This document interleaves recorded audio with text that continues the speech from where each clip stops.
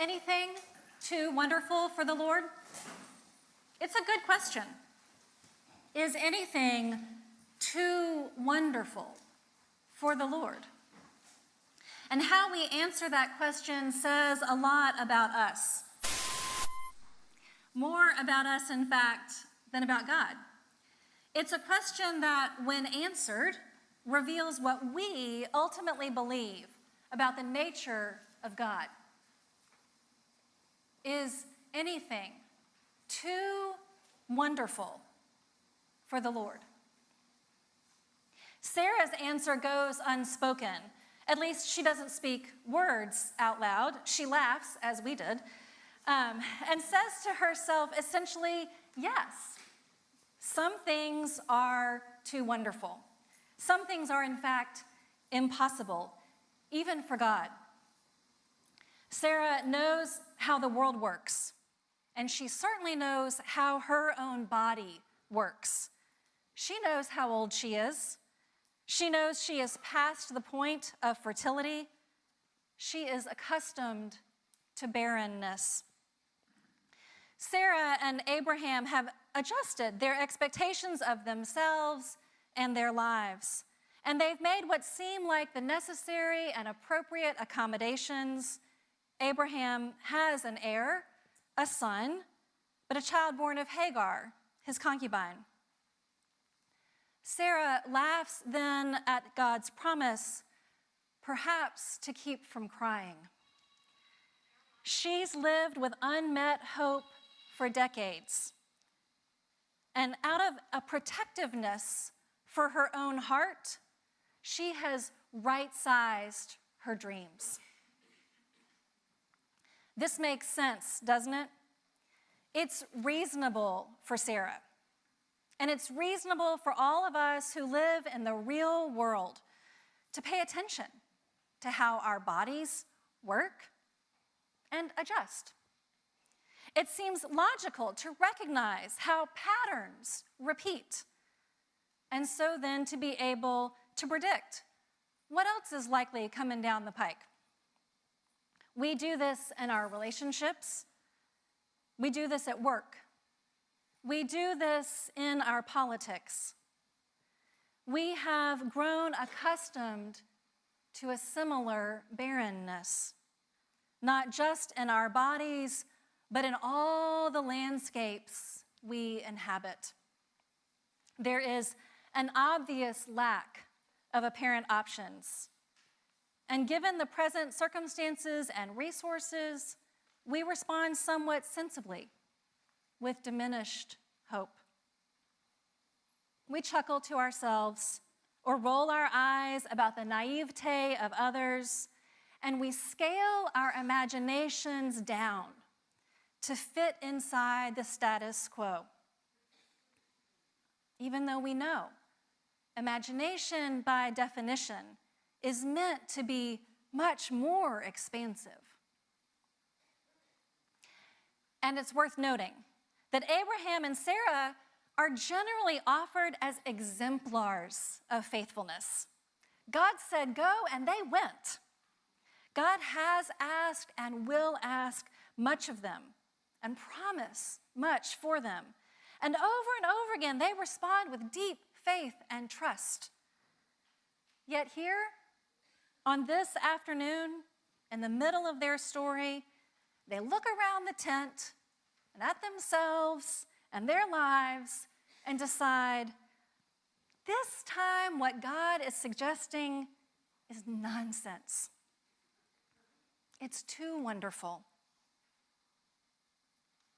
It's a reminder, biblical scholar Walter Brueggemann writes, that this story shows what a scandal and a difficulty faith is. Faith is not a reasonable act. It doesn't fit into the normal scheme of life and perception. He continues, the promise is not a conventional piece of wisdom that is easily accommodated into everything else. Embrace of this radical good news requires shattering and discontinuity. Maybe it's unexpected to consider good news, hope, a baby, a new possibility as shattering. But of course, it is shattering to their small lives and their seemingly closed-off future.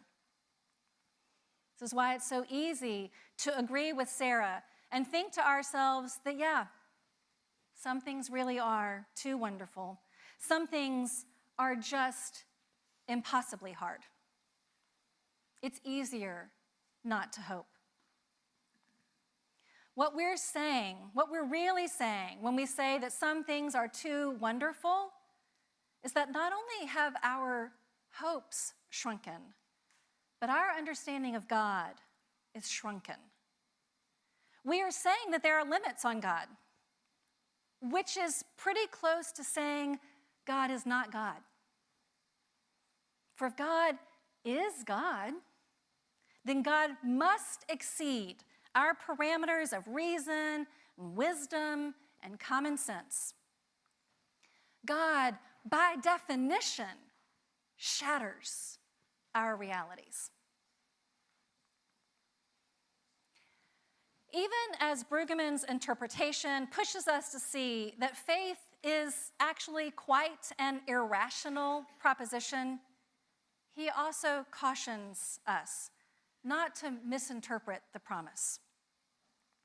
It's not the case that every desirable thing will happen as we'd wish. It's that everything God promises is possible. All of us know that we've desperately desired any number of things that did not come to pass.